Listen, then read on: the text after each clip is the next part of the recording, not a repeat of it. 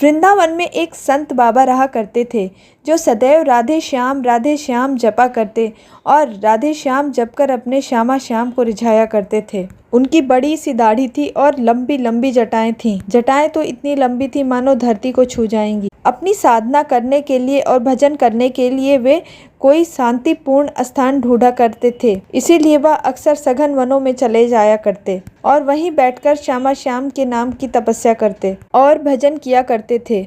इसी तरह एक दिन वह सघन वन से गुजर रहे थे तो रास्ते में झाड़ियां पड़ी हुई थी जिसमें उनकी बड़ी बड़ी जटाएं उलझ गईं।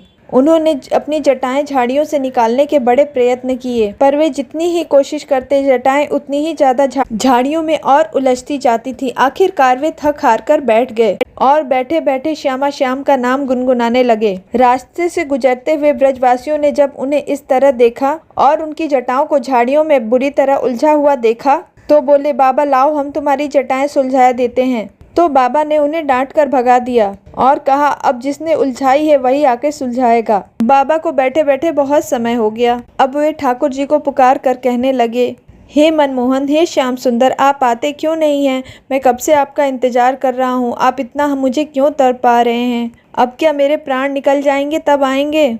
क्या आपको मेरे पास आने में इतनी अधिक शर्म लग रही है कि आप आना नहीं चाहते? धीरे धीरे संध्या होने को आ गई थी और रात्रि होने वाली थी। तभी सामने से 15-16 वर्ष का सुंदर किशोर हाथ में लकुटी लिए आता दिखा, जिसकी सुंदरता की कोई सीमा न थी। मुखमंडल करोड़ों सूर्यों के तेज से जगमगा रहा था और चेहरे पे मनमोहक मुस्कान थी जिसे देखकर कोई भी मोहित हो जाता। आते ही बाबा से बोले, बाबा मैं आ गयो, लाओ तुम्हारी जटा सुलझा दूं। बाबा ने कहा, आप कौन हो भाई? आप मेरी जटाएं क्यों सुलझाना चाहते हो?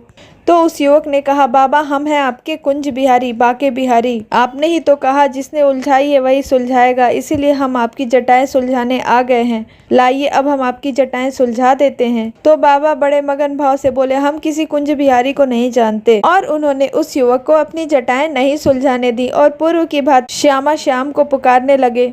ठाकुर जी को भी चैन कहा। थोड़ी देर बाद इधर से घूमकर दूसरी तरफ से आए और बोले, बाबा अब कहो तो सुलझा दें।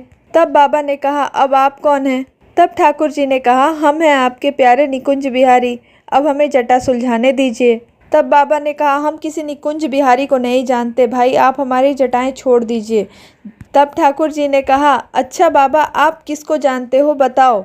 तब बाबा ने कहा, हम तो निवृत्त निकुंज बिहारी को जानते हैं। तब भगवान ने निवृत्त निकुंज बिहारी का वेश बनाया और तुरंत बाबा के सामने प्रकट हो गए और कहा, लाइए बाबा अब आपकी जटाएं सुलझा दूं।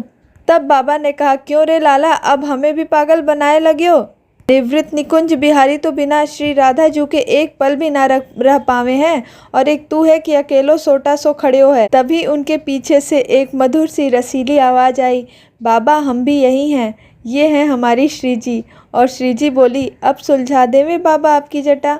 तो बाबा मस्ती में आके बोले, लाडली जू आपका दर्शन पा लिया, अब ये जीवन ही सुलझ गया, जटा की क्या बात है। लाडली सरकार की जय। हरे कृष्णा, श्री राधे।